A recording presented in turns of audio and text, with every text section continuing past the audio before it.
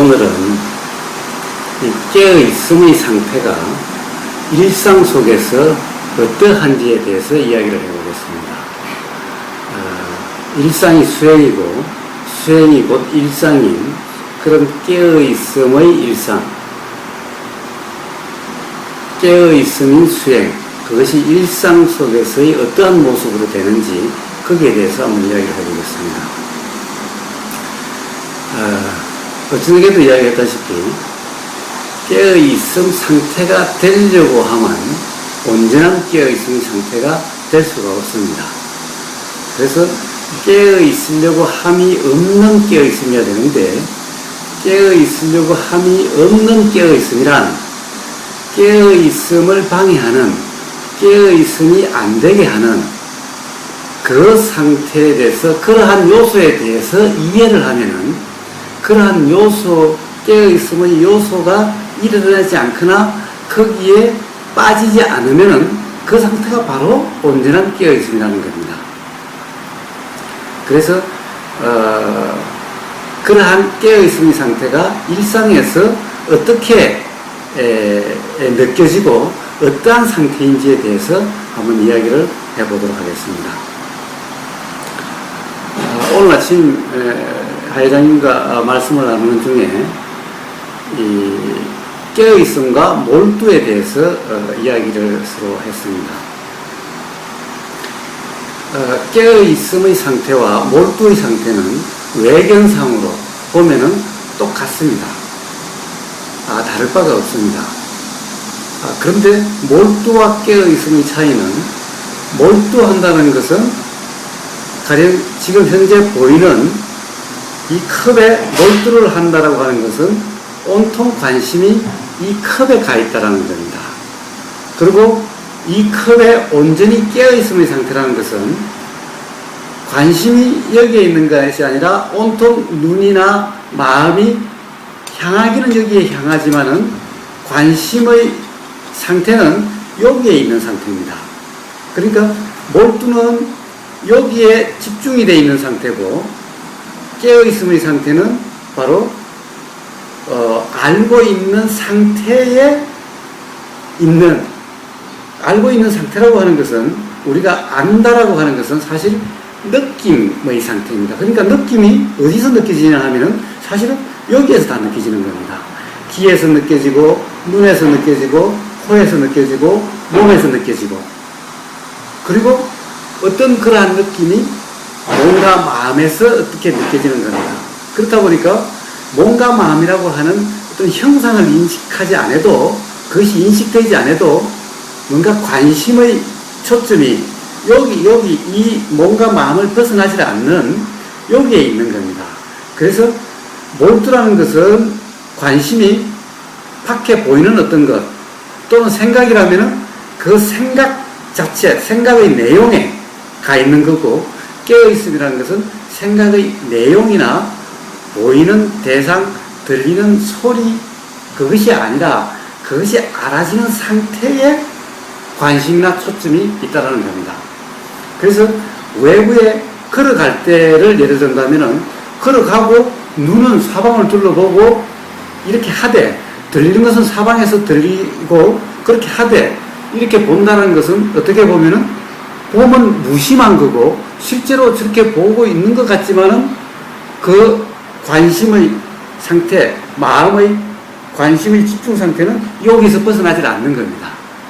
이 어떤 여기서의 느낌, 여기서의 어떤 작용, 일어나고 사라지는 여기에 관심이 있다 보니 눈은 이렇게 향하고 있습니다만 사실은 마음이 저가 있는 것이 아니라 마음이 여기에 떠나지 않고 있다는 거죠.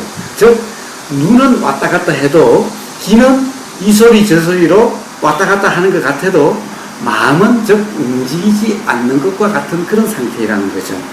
그러니까 몰두는 어디에 마음이 한 곳에 가서 고정되어 있는 상태가 몰두고, 동요라고 하는 것은 여기저기 대상에 따라서 계속 마음이 움직이고 있는 거고, 또는 생각, 이 생각 저 생각에, 보이는 것에, 들리는 것에, 느껴지는 것에 계속 왔다 갔다 하는 이런 상태를 우리는 동요라고 하는 겁니다. 그래서 동요나 몰두의 상태는 깨어있음과는 다르다는 거죠. 그러니까 깨어있음은 눈이 왔다 갔다 하고 귀가 이 소리 저 소리에 움직이는 것 같이 보이기는 해도 관심은, 마음은 움직이지를 않고 마음은 고요하다는 겁니다. 그래서 그러한 눈이 왔다 갔다 하는 상태를 우리는 무심한 봄이라고 이렇게 표현할 수가 있는 겁니다. 보되 마음이 무심하다는 거죠. 그럼 무심하다는 것은 봄이 없는 것이, 생각이 없는 것이 아니라, 즉 그러한 생각에 몰두하지 않은 그 생각의 내용이나 크기에 관심이 있는 것이 아니라 그것이 알아지는 상태에 관심이 있는 겁니다. 그러니까 알아지는 상태는 사실 우리는 밖에 있는 저기를 보는 것 같고 저기 있는 것을 보는 것 같아도 실상 봄이라고 하는 그 현상을, 실상을 보면은 결국 저기 있다라고 하는 것은 저기에 어떤 상이 내 눈에 부닥치고, 저기 있는지 없는지는 실제 모르죠. 상이 내 눈에 부닥치고 그 상에 대한 이 내의 인식일 뿐인 거죠. 인식작용일 뿐인 거죠. 그래서 인식이 저기 있고 거리는 얼만큼 되고 저기 있다 없다라고 하는 인식인데, 그 또한 이 안에서 일어나는 일일 뿐이지 그 밖에 있는 일을 우리는 저것을 보고 안다고 하지만 사실 저걸 보고 하는 것이 아니라 여기에서 일어나는 그 현상으로서 우리는 아는 것일 뿐이라는 거죠. 그렇기 때문에 실상은 우리는 자꾸 눈이 바깥으로 가는데 그 바깥은 생각, 관념에 따라서, 관념에 얽매여서 거기에 따라서 움직이는 것일 뿐인 거죠. 관념에 속는 거죠. 그러니까 일어나는 인식작용에 속는 거죠. 그렇기 때문에 그것을 안다면은, 즉 거기에 얽매이지 않는 깨어있음의 상태라는 것은 항상 어떤 관심의 초점이, 주의력의 초점이 여기에서 벗어나지 않는다는 겁니다. 모든 것이, 왜냐하면은 소리 들리는 것 또한 귀를 통해서 여기서 들림이 있는 거고, 보이는 것 또한 눈을 통해서 여기에서 있는 거고, 느낌 또한 여기서 느껴진다고 하더라도 여기서 느낀다는 것이 아니라 사실은 인식작용이 뇌에서 일어나야 되는 것이니까, 사실 여기에 가든 안 가든 손끝에서 일어나든 발끝에서 일어나든 움직여서 아는 것이 아니라 그냥 아는 작용이 있어서 아는 것일 뿐이라는 거죠. 그리고 여기다 저기다라고 하는 것은 결국 그러한 인식의 내용일 뿐이라는 거죠. 그러니까 내 관심이 발끝에 가야 발끝에서 있는 것을 아는 것이 아니고, 손끝에 가야 손끝에 있는 것을 아는 것이 아니고, 보이는 대상에 가야 보이는 대상을 아는 것이 아니라는 거죠. 그런데 우리는 무심코 거기에 속아서 항상 관심이 보이는 대상에 가고, 느낌이 있으면 손끝으로 가고 발끝으로 가고 이렇게 왔다 갔다 하는 이런 상태인, 즉 동요와 고요하지 못한, 또는 어떠한 상태는 하나에 이렇게 집중돼서 하나의 대상에 마음을 온전히 두는 이런 몰두의 상태, 이런 상태로 있게 되는데, 다 그것은 깨어있음의 상태라고 표현하지는 않는 상태죠. 물론 알미 있다는 것은 똑같습니다. 알면 이래도 있고 저래도 있는 겁니다. 그러나 우리가 말로 표현할 때의 깨어있음은 바로 뭐냐, 단지 알아지는 상태. 그래서 이것을 좀 어렵게 말을 하면은 아는 것을 아는 상태다라고 이야기를 하는 겁니다. 아는 것을 아는 상태. 뭡니까? 지금 이것이 보인다라고 하는 것을 아는 것을 아니까, 아는 것을 아는 것은 알미 여기서 일어나니까 그것을 알면은 관심이 밖으로 나갈 수가 없게 되겠죠. 가만히 느끼는 것처럼 있게 되는 겁니다. 느낌의 상태처럼 있게 되는 겁니다. 아는 것을 아는 상태라고 한다면, 왜냐하면은 아는 것을 안다라고 하는 것은 관념이 아니면은 느낌 그 자체라는 거예요. 느낌이라고 하는 것은 정신적인 느낌이든 물질적인 느낌이든 몸의 느낌이든 마음의 느낌이든 그것은 저 밖에 어디에 있는 것이 아니라 실제로 느껴지는 이 범위를 벗어나지 않게 되니까 자연히 아는 것을 아는 상태, 즉 느낌을 아는 상태란 관심이 여기서 벗어나지 않는 거라는 겁니다. 이것은 보는 거나 듣는 거나 생각하는 거나 느끼는 거나 냄새 맡거나 맛보는 거나 다 똑같은 원리라는 거예요. 그래서 우리가 깨어있음의 상태다라고 하는 것은 바로 마음이 대상으로 가지 않는 것, 보이는 것에 가지 않는 것, 들리는 것으로 가지 않는 거예요. 들리는 게 저기에서 들리는 것 같으면 마음이 저쪽으로 갔다가, 이쪽에서 들리는 것 같으면 이쪽으로 갔다가, 개 소리다 그러면 개라는 생각으로 달려났다가, 닭 소리다 그러면 닭이라는 생각으로 달려갔다가, 계속 뭔가 움직이는 것 같은 이러한 상태. 그것이 바로 고요하지 못한 상태. 그래서 그것은 깨어있음이 아닌 상태. 이렇게 되는 겁니다. 그래서 결국 삼매의 상태가 고요한 상태라고 하는 것은 바로 온전한 깨어있음의 상태와 같게 되는 겁니다. 그렇다고 한다면은, 자, 앉아있을 때 어떠한 상태고, 걸어갈 때 어떠한 상태인지를, 깨어있음의 상태가 어떠한지를 이해를 하실 수 있을 거라고 생각이 됩니다. 그러니까 단지 어떤 대상에 관심이 밖으로 탈환하지 않는 상태가 깨어있음의 상태니까, 근데 밖으로 탈환하지 않게 하려고 하면은 또 하는 것이 되니까, 그러함을 아는 것. 자꾸 마음이 밖으로 탈환한다, 어디에 자꾸 쏠린다, 어디에 자꾸 집중된다라는 것을 알기만 하면 된다는 겁니다.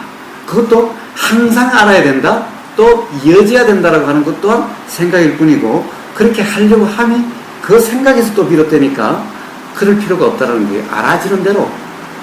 죽었으니, 성장 상태이니 이어지려고 할 수도 없는 거고, 온전하려고 할 수도 없는 거고, 지나간 것을 어떻게 하려고 할 수도 없는 거고, 그냥 단지 지금 이 순간 그냥 되어지는 대로, 느껴지는 대로 그냥 가만히 있을 뿐이, 어떠한 것이 일어나든 어떠한 상태가 되든 그냥 생각으로 사람을 죽이든 살리든, 또 그래서 된다 안 된다 하든 어떠한 것이든 단지 그러함을 알고 있는 상태인, 그것이 바로 깨어있음이라는 겁니다. 그래서 건강경에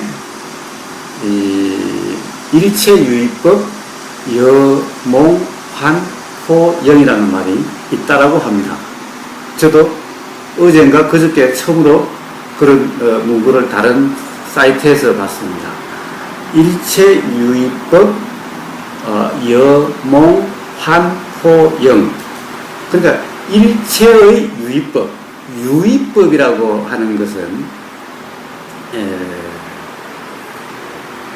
실제로 건강경에서 쓰는 유의법에 대해서 이제 혹자의 설명은, 유의법이라고 하면은 우리가 눈에 보이고 귀로 들리고 코로 냄새 맡아지고 입으로 맛이 보여지고 몸으로 느껴지고 생각으로 일어나고 알아지는 이 모든 현상, 이것이 유의법입니다. 일체 유의법입니다. 이 세상 모든 것은 이 범위를 벗어날 수가 없습니다. 우리는 밖에 여기에 뭔가 있다라고 하는 것 또한 뭡니까? 보임일 뿐인 겁니다. 그리고 이것이 카메라다, 또는 이렇게 생겼다 저렇게 생겼다는 것은 생각일 뿐인 겁니다.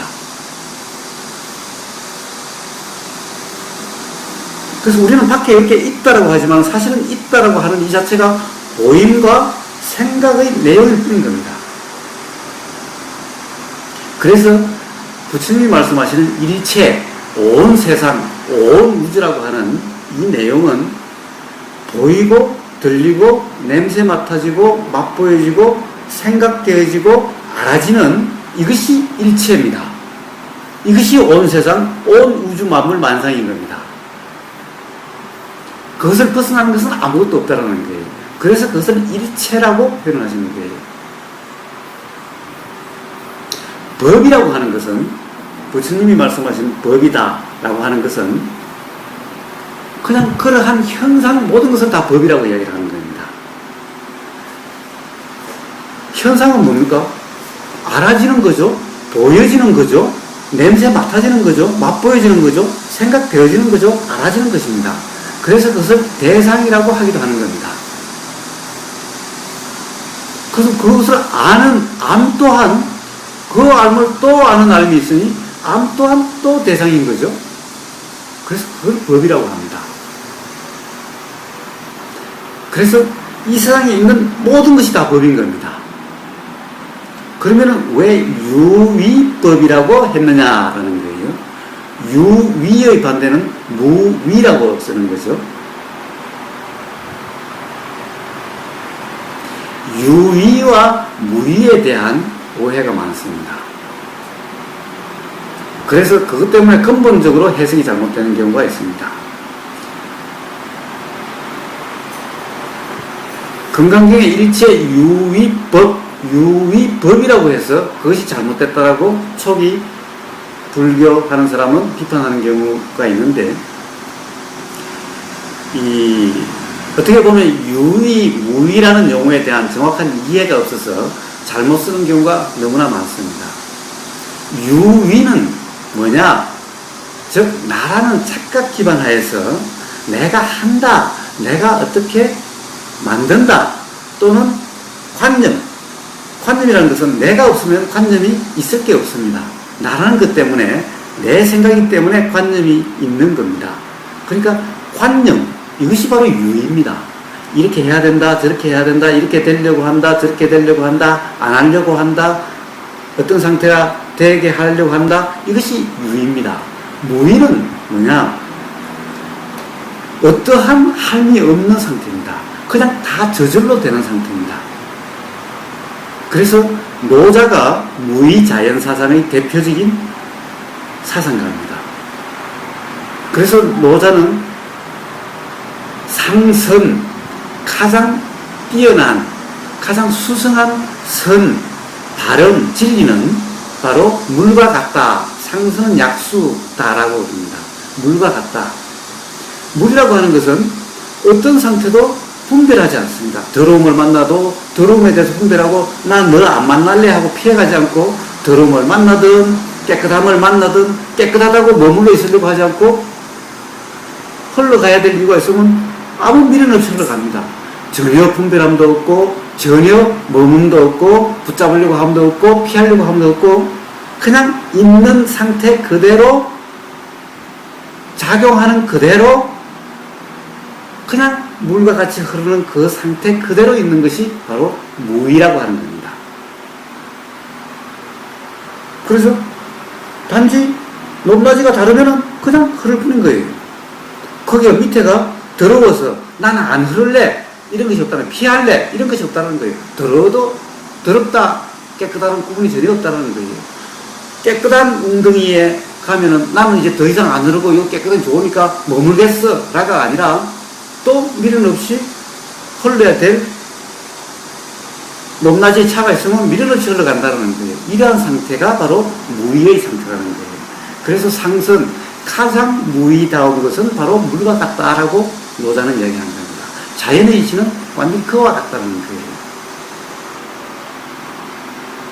그래서 유위는 일체 유의법, 유위는 뭔가 우리가 생각으로 이것이 카메라다, 이것이 어떤 존재가 있다 라고 하는, 뭔가 되려고 하고 안 되려고 하고 하는 이러한 일체의 작용은 다 여몽, 환, 토, 영, 몽, 꿈과 같고, 그리고 환, 헛개비와 같고, 토, 물거품과 같고, 영, 그림자와 같다라는 겁니다. 다 실체가 없고 실상이 없고 다 헛짓이다라는 거예요. 그러니 붙잡을 게 없고 머물 게 없고 얽매일 게 없고 집중할 게 없고 이렇다라는 겁니다. 그러니 보이는 것이 다 유이고 본다라고 하는 그 착각, 보여서 이것이 컵이다라고 하는 것이 유의법이라는 거예요. 그럼 무의란 뭐냐? 무의란 뭐냐? 그냥 보이는 그냥 그 자체, 들리는 그냥 그 자체, 그리고 봄으로 따라서 그냥 불쑥 일어나는 생각 그 자체, 어떤 나를 비난하고 나를 틀렸다 하고 나를 욕하는 소리가 들어오자마자 화가 불쑥 일어나는 그냥 그 작용 그 자체, 이것은 다 인연으로서 조건, 원인과 조건에 따라서 자연의 이치로서 인연법에 따라서 그냥 일어나는 것일 뿐인, 거기에 어떠한 간섭도 하지 않고 어떠한 것도 나다 니다라고 하지 않고 붙잡으려고 하지 않고 바꾸지도 하지 않고 그냥 두는 그 상태, 모든 것이 그냥 인연 따라 자연의 이치로 될 뿐인 그 상태, 이것이 무의라는 거예요. 그 상태로 있는 상태가 바로 무의의 상태.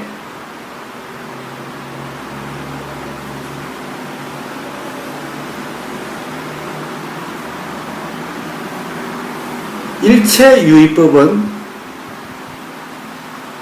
다 그러한 것이니 바로 그렇게 하지 말라. 그런 헛개비 짓을 하지 말라. 그런 얽매이지 말라. 뭔가 유의적인 행동을 하지 말라. 그냥 무의의 상태로 있으라. 이런 말인 거예요. 이 말은 결국 뭘 경계하는 말이냐? 아까 깨어있음이 안 되는 상태만 이해를 하면 그냥 깨어있음이 된다 라고 이해를 했는데, 바로 깨어있음이 되지 않는 방해하는 요소에 대해서 이야기해주고 있는 겁니다. 일체 유의의 상태는 바로 깨어있음의 상태가 아니고, 깨어있음의 상태는 바로 무의의 상태라는 거예요.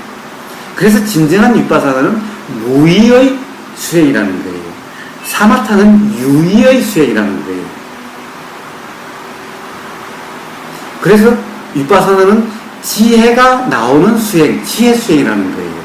무의의 상태에서만 지혜가 나오지 유의의 상태에서는 지혜가 나올 수가 없다라는 거예요.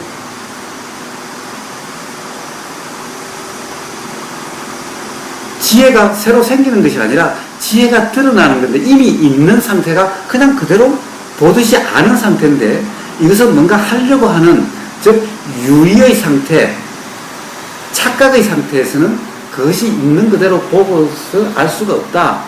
있는 그대로 보고 아는, 그냥 보고 아는 그것이 바로 지혜인데, 지혜가 드러날 수가 없다.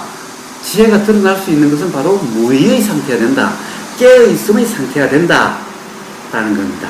그러니 다 같은 말이죠. 금강경에 그런 말이나 다 같은 말인 거예요.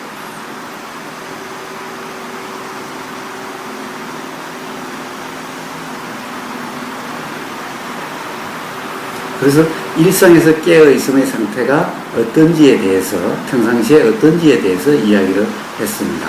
그래서 일을 하든, 걸어가든, 영화를 보든, 뭘 하든, 텔레비전을 보든, 뭘 하든, 보되 마음의 관심은, 마음은 움직이지 않는다라는 거예요. 움직이는 것처럼 보여도 그것은 거기에 대한 집착이나 집중이 아니라 그냥 그름을 알고 있는 상태인 거예요. 근데 알고 있는 상태라는 것이 또 그렇게 착각을 하시면 안 됩니다. 또 움직임 없이 고요하니까 딱 여기에 지키고 있어서 모든 것을 다 알려고 해서 아는 상태가 아니다라는 거예요. 또 가령 있습니다. 자, 그냥 이렇게 걷는 겁니다. 그냥 이렇게 그냥 걸으면은 알려고 하는 것이 아니라 그냥 걸어지는 이 상태에서 그냥 느껴지는 게 다 움직이라든가, 그냥 이게 알려고 하는 것이 아니라 그냥 그러면은 그냥 알아지는 거예요. 안 알아질 수가 없는 상태인 거예요. 그런데 왜 안 알아지느냐? 이렇게 걸어가면서 저 보이는데 마음이 저가 있기 때문에 모르는 거예요. 그렇지만 않으면, 저기만 가지 않으면 그냥 가면 그냥 알아지는 상태에 있는 거예요. 이렇게 전부 다 이렇게 옷이 닿는 느낌, 손이 움직이는 느낌, 그냥 이렇게 있는 거예요. 그냥 있는, 그냥 이 상태라는 겁니다.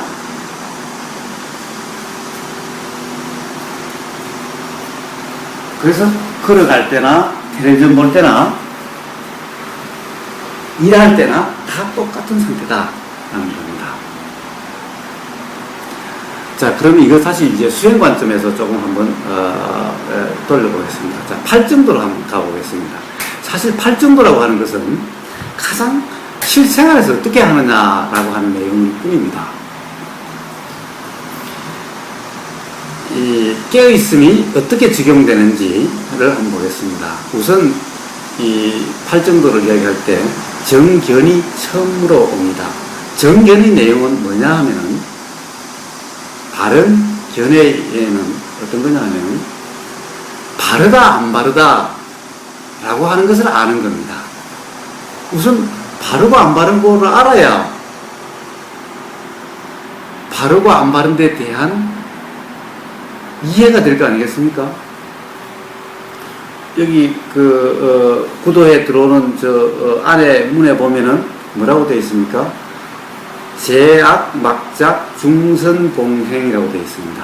무슨 말이냐? 모든 악은 막작 짓지 말고, 중선, 봉행, 모든 선은 봉행, 받들어서 행하라 이런 뜻입니다.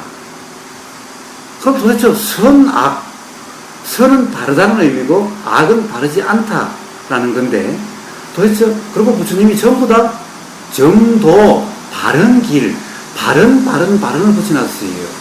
부처님은 그냥 삼매라고 하지 않고 바른 삼매라고 그러셨어요.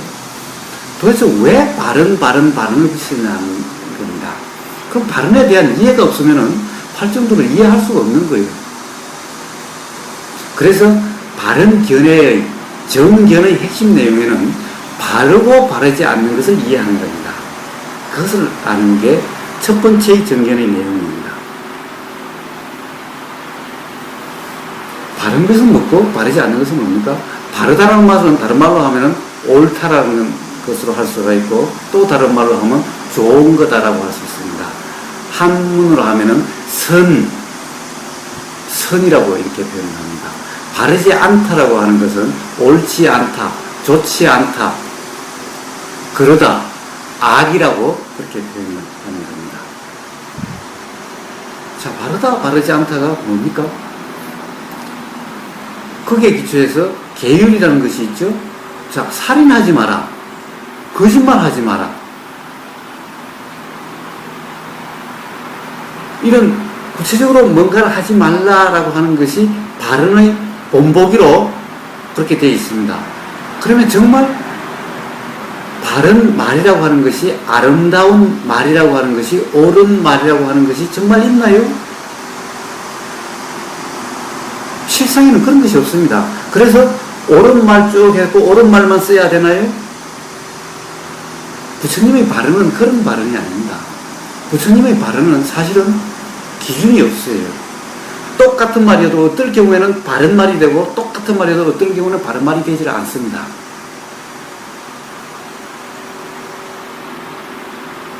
우리는 옛날에부터 우리는 반어적인 그런 것을 많이 씁니다. 이쁜 애기를 보면 왜 이리 밉상이냐? 그 밉상이라는 표현은 정말 미워서 밉상, 못생겨서 밉상이라는 뜻이 아니라 이쁘다라는 말이죠. 근데 그것을 고지 곧대로 들어가지고 자기 자식 보고 밉상이라고 한다고 해서 기분 나빠하는 요즘 젊은 부모들이 있죠. 할머니가 아이고 그럼 밉상이다라고 이렇게 하면은 왜 내 애를 가지고 밉다라고 하지? 아무리 할머니라도 이런 사람이 있다는 거예요.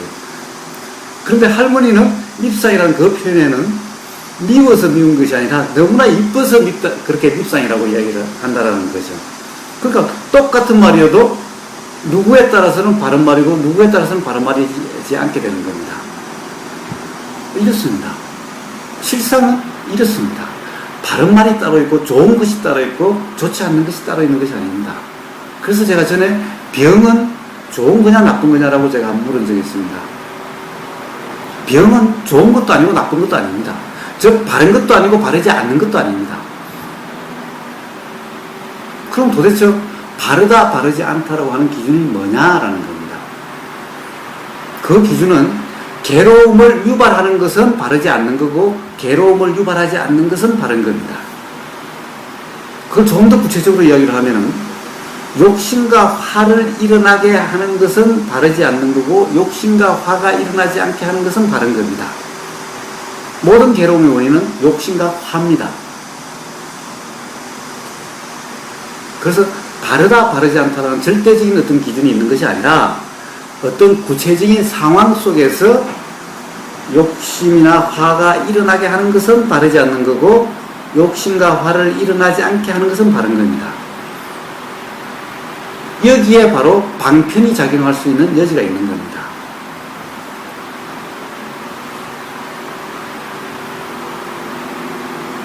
그래서 아무리 옳은 말이어도 상대방으로부터 짜증나게 만들고 또는 거기에 빠져서 그것을 욕심내게 만들면 그것은 바른 행위가 아니게 되는 겁니다.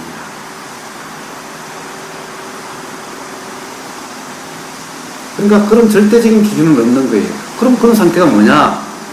바로 사실은 바른 말을 한다, 바른 말을 하지 않는다라고 하는 것이 얽매여서 그렇게 되면 삶이 힘들어집니다. 단지 깨어있으면은 말이라고 하는 것은, 행동이라고 하는 것은 자연의 이치, 인연에 따라서 드러나는 뿐입니다. 내가 하는 것이 아닙니다. 드러남일 뿐입니다. 나오게 돼 있는 겁니다. 작용하게 돼 있는 겁니다. 자연의 이치로서 그냥 되어지는 상태로 있을 수 있는 유일한 것이 바로 깨어있음이라고 하는 겁니다. 아는 상태에 있는 것이라고 하는 것입니다. 그래서 아는 상태에 있으면은 저절로 어떤 불편이 없도록 가게 돼 있습니다. 불편이 있다가 불편이 없다가 불편이 있다가 그렇게 해서 불편이 없는 상태로 가게 돼 있습니다. 그래서 바른 견해라고 하는 것 또한 결국 실제의 생활에서 드러난 모습은 깨어있음으로 드러나게 되는 겁니다. 깨어있음으로 모든 것이 다 되게 되는 겁니다. 그래서 바르게 하려고 이렇게 하려고 하면 그것은 그렇게 해서 되는 문제가 아닙니다. 될 문제가 아닙니다. 알고 있으면 저절로 그렇게 돼갑니다. 그 다음에 바른 견해의 두 번째 내용은 뭐냐, 연기를 안다라고 그러는데, 연기를 안다라고 하는 것은 뭐냐 하면 실제로 그런 자연의 이치가 어떻게 작용하고 자연의 이치 작용하고 있는 것을 아는 겁니다. 바로 자연의 이치, 인연 따라 작용하는 그것을 일러서 연기라고 이야기를 하는 겁니다. 연기가 따로 있는 것이 아니라 그냥 그것을 연기라고 표현하는 것일 뿐인 겁니다. 그럼 연기는, 자연의 이치는 어떻게 일어납니까? 보이면 생각이 일어나고, 생각이 일어나면 또 어떤 의도가 일어나고, 의도가 일어나면 말로 나가고 행동으로 나가고, 다 그렇게 저절로 되어지는, 인연 따라서 되어지는 것일 뿐이라는 거예요. 이것이 그냥 연기입니다. 그래서 어떻게 되느냐, 다 이 몸이라고 하는 것도 사실은 눈에 보이는 것이 이래서 그렇지, 지금 이것 또한 먹어서 먹는 작용, 뭔가 배고프고 에너지가 필요하니까 뭔가 에너지가 필요하다고 하는 그런 느낌이 드는 것이 우리는 배고픔이라고 표시를 하는 겁니다. 그러면은 배고픔이 느껴지면은 먹어야지라고 하는 생각이 일어나게 되는 겁니다. 그 생각이 일어나면은 먹어야지라고 하는 의도가 일어나서 그러면 먹는 걸로 이렇게 가게 되는 거예요. 그렇게 해서 먹으면은 그 먹는 게 소화작용이 일어나고 에너지 작용이 일어나서 세포가 다시 살고 죽고 기능을 하게 되고 이렇게 하게 되는 거예요. 이것들이 다 내가 하는 것 같아도 실제로는 다 그러한 자연의 이치, 인연 따라 이루어지는 그런 연기 작용일 뿐인 거예요. 인연 작용일 뿐인 거예요. 근데 보는 것으로 이렇게 있다라고 하는데 실상은 하나도 고정되어 있지 않고 계속해서 작용하고 있는 거예요. 세포도 죽고 살고, 마음도 계속 일어나고 사라지고, 생각도 계속해서 일어나고 사라지고, 어느 한순간도 고정되어 있지 않다라는 거예요. 말이라는 것도 그렇죠. 혼자 있으면서 말하는 사람은 좀 미친 사람 아닌가요? 길거리 가다 보면 요즘 귀에 리시버를 꽂고 걸어가면서 혼자서 중얼중얼 하죠. 다른 사람하고 통화하는데 요즘은 리시버 꽂고 하니까 꼭 혼자서 중얼거린 것 같죠. 계속해서 뭔가 중얼거리고, 얼핏 보면은 처음부터 미친놈들 같아요. 왜냐하면 사람을 없는데 혼자서 중얼중얼 하고 하잖아요. 실제로 혼자 있으면은 말할 필요가 없죠. 말을 할 필요가 뭐가 있습니까? 말이라고 하는 것 또한 상대가 있으니까 누군가 보이고 뭔가 서로 말한 게 귀에 작용을 해서 그래서 나가고 이렇게 해서 대화가 이루어지는 거지, 혼자 있을 때 대화가 있다? 없는 거죠. 대화 또한 작용, 연기 작용일 뿐인 겁니다. 몸 또한 그렇고, 이게 이 안에서만 일어난 것도 아니라는 거예요. 항상 햇빛, 바람, 그 다음에 들리는 소리, 보이는 것, 이런 것이 다 작용이 계속해서 일어나고 있는 거예요. 거기에 따라서 예를 들어서 맛있는 게 눈에 보이면은 그거 먹고 싶다라는 생각이 일어나고, 먹게 되는 작용이 일어나고, 물질 작용이 일어나고, 이 안팎의 구분이 사실은 없는 거예요. 이 안팎의 구분이 있다는 것은 관념일 뿐이라는 거예요. 이런 작용 속에서 이렇게 독립해서 뭔가가 있다라고 하는 것은 착각이라는 거예요. 있다라고 할 수가 없다는 거예요. 그래서 연기가 바로 무아라고 하는 거고, 연기가 바로 무상이라고 하는 겁니다. 무상과 무아가 다른 것이 아니라 그런 작용의 실상의 모습을 무아라고 표현한 거고 무상이라고 표현한 것일 뿐인 거예요. 그것이 연기라고 이름하는 것일 뿐인 거고, 그러함을 아는 상태는 뭡니까? 그냥 깨어있는 상태인 거예요. 정견이 그것을 알아야 된다, 생각으로 안다는 것은 의미가 있는 것이 아니라 그것이 일상에서 드러나는 모습은 그냥 깨어있음의 상태인 거예요. 또 정견의 내용이 사성계를 아는 거라고 이야기를 하는 겁니다. 사성계는 뭡니까? 사성계는 누구나 괴로움을 느끼고 답답함을 느끼면은 괴로움을 느낀다, 고성제. 괴로움을 느끼니까 당연히 왜 괴로울까? 괴로움부터 벗어나고자 하는 괴로움은 다 원인이 있어서 그렇다, 원인이 있고 조건이 돼서 그렇다, 집순제라고 이름을 붙인 거예요. 그런데 그런 것들은 다 이렇게 바로 이해만 하면은, 바른 길만 걸으면은 그냥 없어진다, 멸성제라고 하는 거예요. 없어지는 상태, 편안한 상태가 된다라는 거예요. 그러면은 도성제가 뭐냐, 길은 뭐냐, 그것이 팔중도라는 거다라는 거예요. 그런데 이름을 붙여서 그랬을 뿐이지, 그냥 그러한 사성이라는 이름이 없어도 우리는 괴로우면 괴로움부터 벗어나고자 하고, 왜 괴로울까 생각이 일어나게 되고, 또 그것을 괴로움부터 벗어나고자 하는 과정에 왜 괴로운지를 알게 되고, 괴로움이 어떻게 일어나는지를 알게 돼요. 그냥 자연의 이치입니다. 누구나 괴로우면은 수행을 알고 모르고, 부처님 법을 알고 모르고 누구나 다 그런 과정을 거치게 돼요. 그래서 그것을 알아야 된다? 아는 것이 바른 견해다? 안다라고 하는 것은 억지를 부리지 말게 하기 위한 겁니다. 전부. 그래서 단지 깨어있음의 상태에 있으라는 말과 다름이 하등이 없는 거예요.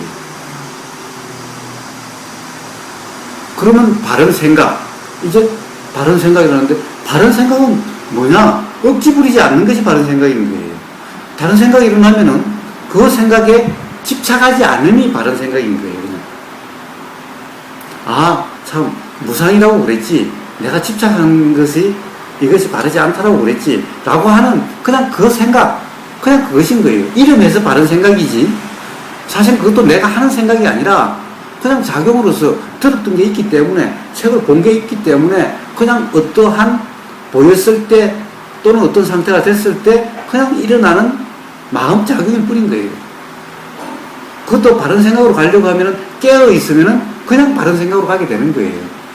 바른 생각으로 가려고 해서 바른 생각으로 갈 수 있는 것이 아니라는 거예요. 바른 생각으로 가려고 하면은, 가려고 함 그 자체가 벌써 착각의 상태이기 때문에 바르지 못하게 되는 거라는 거예요. 바른 말, 바른 행위, 바른 생계, 바른 말, 바른 행위, 죽이지 말라, 모기 죽이지 말라, 바른 행위. 죽이지 말라라고 하는 바른의 의미는 죽이느냐 살리느냐에 달려있지 않더라는 거예요. 즉 욕심과 화가, 그때는 이제 화가 되겠죠. 욕심과 화는 사실 동면과 양면 같아서 다른 말 같으면서 다르지 않습니다. 그리고 어떤 거냐면은, 모기가 지금 막 물고 모기가 성가시게 한다, 모기가 없는 상태가 됐으면 좋겠다라고 하는 것이 욕심이고, 모기가 지금 물고 있는 것에 대해서 짜증을 내는 것이 화인 거예요. 그런데 화라고 하는 것은 다른 상태가 되고 싶은데 그렇지 못한 상태에 대한 것이기 때문에, 욕심과 화라는 것은 동시에 양면 같은 거예요. 사실은 떼놓고 다르다라고 이야기할 수 있는 것이 아닌 거예요. 말로 하다 보니까 욕심이고 화일 뿐인 거예요. 그러니까 모기를 죽이느냐 살리느냐 문제는, 살생하지 말라라고 하는 말에 얽매이면은 살리려고 짜증이 점점 더 커지는 거예요. 꾹꾹 누르는 거예요. 화를 누르는 거예요. 화를 누르면 화를 더 키워가는 거예요. 이것은 바른 것이 아니라는 거예요. 그러니까 바른 행위에서 바른이 살려고 하면은 죽이느냐 살리느냐 있는 것이 아니라는 겁니다. 죽이든 살리든 그것은 그 성품대로 인연 따라서 되어지는 거고, 단지 알고 있으면은, 죽여도 알고 있고 살려도 알고 있으면은, 억눌러도 알고 있고 불편함을 감수해도 알고 있다면은, 결국에는 억누름이 없는 화가 없는, 불편함이 없는 쪽으로 가게 되는 거예요. 작용하게 되는 거예요. 바로 그때 깨어있으면 작용하는 것이 바로 지혜라고 하는 겁니다. 있는 그대로의 상태에서 아이디어가, 생각이 떠오르는 거예요, 해결책이. 어찌인게 우리 다담하는 중에 다루고사님이 뭐라고 그러셨어요? 그때 막 싸우다가 한쪽에 그런데 그걸 꼭 뭐 참거나 나중에 해야 되느냐? 그때 달려가서 그냥 막 뽀뽀를 해주면 되는 거 아니냐? 그것도 한 방법 아니냐? 그렇죠? 지혜의 상태에서는 어떠한 방법이 나올 수도 있는 겁니다. 그러니까 어떻게 해야 된다는 것이 답이 아니라는 거예요. 깨어있음의 상태가 되면 지혜가 작용해서 바로 그때에 가장 적합한 것이 일어나게 된다는 거예요. 떠오르게 된다는 거예요. 작용하게 된다는 거예요. 이것이 바로 지혜의 작용입니다. 그래서 깨어있음의 상태에서는 자연의 이치 그대로 불편함이 없는 쪽으로 드러나고 작용하게 되는 겁니다. 어디에 집중되어 있고 어디에 얽매여 있으면은 거기에 얽매임 속에서만 작용이 되는, 그렇기 때문에 어떤 새로운 아이디어, 창의성이 나오지 않게 되는 거죠.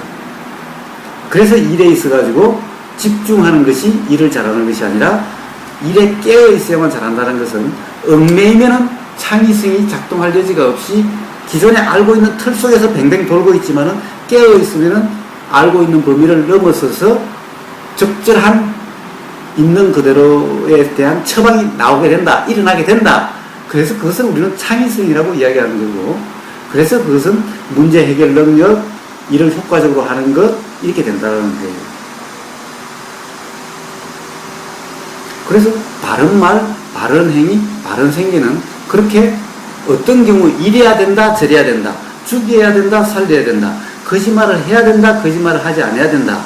또 가령 바른 생계라고 해서 그러지 않습니까? 예를 들면은 고기를 팔지 마라, 도축하는 업을 하지 마라, 무기 거래를 하지 마라. 하지 말라는데 핵심이 있는 것이 아니라는 겁니다. 누군가가 해야 되는데, 누군가가 죽여야 되는데 안 죽이는 것만이 능사냐? 그러면 다른 사람 지옥 가도 괜찮고 다른 사람 살생해도 괜찮으니 나만 안 하면 되느냐? 이것이 대성의 보살도하고 맞는 거냐? 그렇지 않죠? 그렇지 않습니다. 자, 죽이느냐 살리느냐, 어떻게 보면은 그래, 네가 죽이는 것보다 차라리 내가 죽이고 내가 지옥 가겠다라고 하는 것이 오히려 보살도잖아요.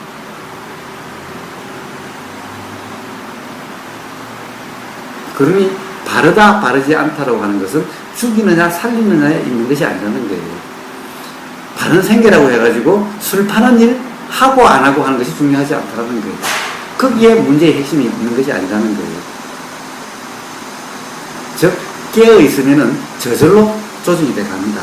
거짓말을 알고 내가 거짓말하는 것을 알면서 계속 거짓말할 수 있는 사람이 없습니다. 험악한 말을 계속 하는데 험악한 말을 계속 하고 있다는 것을 알면서 험악한 말을 계속 할 수 있는 사람이 없습니다. 저절로 험악한 말은 점점 잦아들어서 못하게 돼 갑니다. 깨어있으면.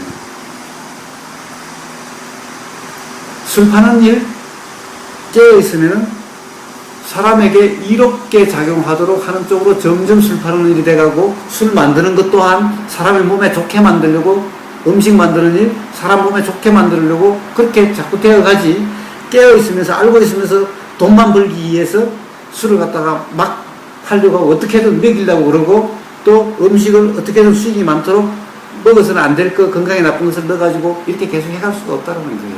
그래서 그러면 된다 안 된다라고 하는 것이 아니라 단지 알고 있는 상태, 깨어있으면 저절로 무리 없이 된다는 거예요. 근데 이래라 저래라 하는 것은 항상 무리가 따르게 된다는 거예요. 법률이 바로 그런 대표적인 겁니다. 자, 법률로 아무리 법치국가가 됐다고 해서 범죄가 없어지고 그럼 이산국가가 됐느냐? 사실은 더 발전했다고 볼 수가 없다는 거예요. 차라리 옛날에 법 없었을 때가 훨씬 더 편했을지도 모르겠다라는 거예요. 그와 같은 겁니다.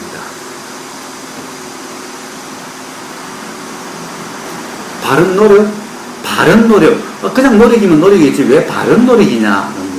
그래, 열심히 하려고 하면 노력이죠. 바른 노력은 열심히 하려고 함이 없는 함이 바른 노력이라는 거예요. 그러니 용맹정진, 그것은 바른 노력이 아닌 거예요.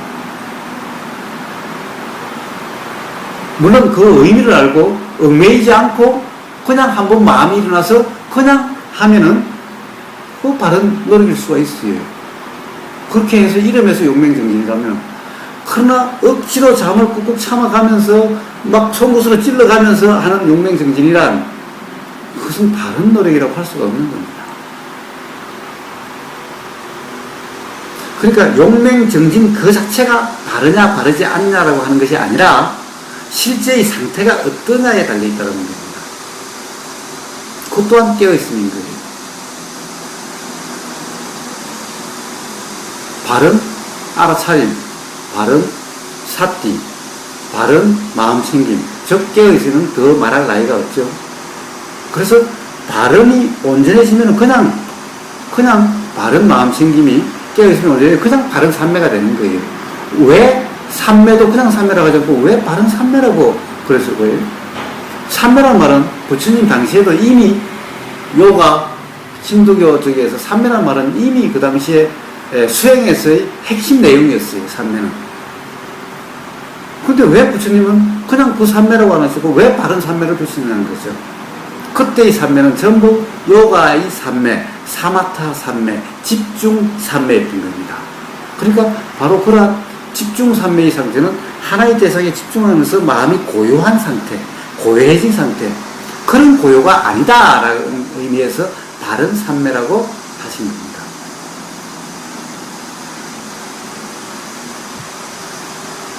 그러니까 몰두, 몰입 삼매, 집중 삼매가 아닌 깨어있음 삼매, 그런 상태가 있는 거예요. 그러나 온전히 깨어있음의 상태와 집중한 상태가 마음의 상태로 보면 똑같습니다. 고요함이라는 관점에서. 그러나 집중 삼매는 하나에 집중해가지고 다른 것을 모름으로 해서 고요해지는 거고, 깨어있음의 바른 삼매는 모든 것이 들리고 모든 것이 보이고 어떤 생각이 일어나도 어떤 느낌이 있어도 어떤 처지에 있어도 어떤 상황에 있어도 항상 마음 자체는 고요한 이런 상태를 얘기하는 거예요.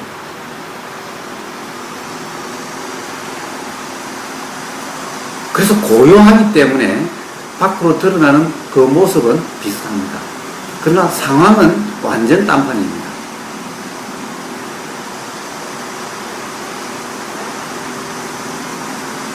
그렇게 해서 깨어있음이 되고 바른 삼매는 되려고 해서 되는 것이 아니죠. 그러니까 그냥 깨어있음이 온전해지면 그냥 그 상태가 바로 바른 삼매의 상태인 거예요.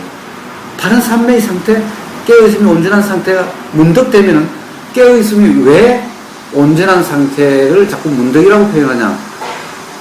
깨어있음을 온전하게 하려고 해서 되게 하려고 해서 되는 것이 아니기 때문에 문득이라고 표현을 하는 겁니다. 장애 요소가 없으면은, 장애하는 그 요소에 휩쓸리지 않으면은 그냥 그 상태가 되기 때문에 온전해지라, 이어지라 이렇게 말할 수가 없기 때문에 그러는 겁니다.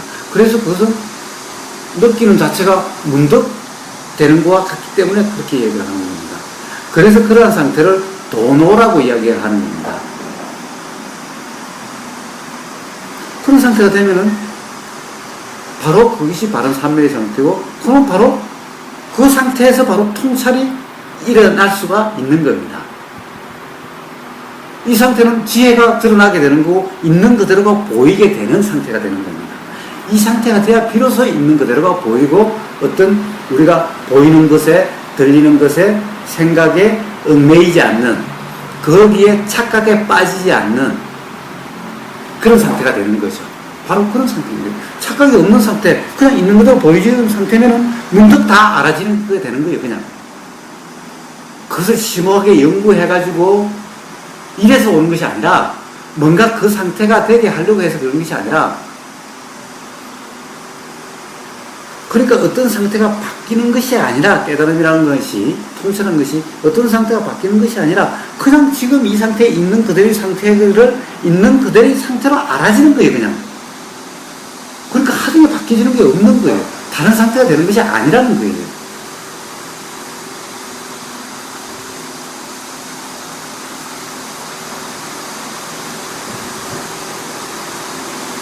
그래서 바로 일체유의법, 여몽환포영과 같은 것, 모든 일어나고 사라지는 것은 보이는 거나 들리는 거나 생각이나 심지어 알아지는 것조차도 다 인연 따라서 조건이 돼서 자연의 이치로 일어나고 사라질 뿐인 것이니, 그는 내리는 비나 부는 바람과 다를 게 하나도 없는 것이니 단지 그러한 자세로, 그러한 상태로 그냥 살아가면 된다. 어떤 일을 하든 어떤 상황에 처하든 이 몸과 마음에서 일어나는 모든 현상은 내리는 비나 부는 바람과 다를 바 하나도 없다. 똑같은 이치일 뿐이고 똑같은 현상일 뿐이다. 이것은 나라고 하는 것이 바로 관념이고 바로 착각이다. 그것을 바로 나라고 하고 내 행위라고 하고 내 몸이라고 하고 나라고 하는 그것 때문에 우리는 괴롭게 되는 거다. 그러니 착각으로 인한 괴로움일 뿐이지 원래 괴로움이라는 것이 있는 것이 아니다. 그래서 번뇌가 곧 돌이다 라고 하는 거다.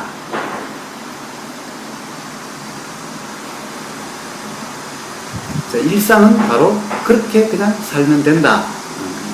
그러니 일상 속에서 문득 통찰이 오고 문득 깨달음이 오고 그렇게 해서 편안해지고 그렇게 해서 자유로워지고 그렇게 되는 거다.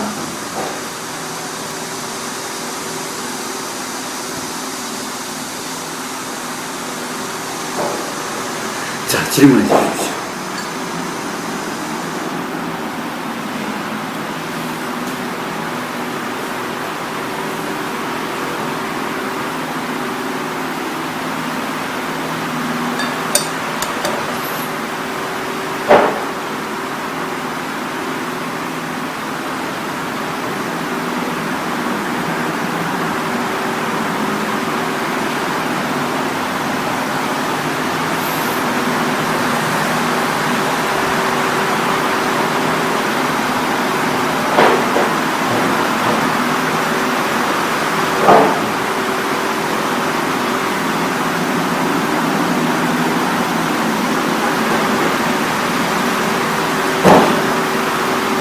너무나 쉽고 너무나 분명하고 그래서 뭐 질문할 것도 그럴 것도 없죠. 예, 다들 수고하셨습니다.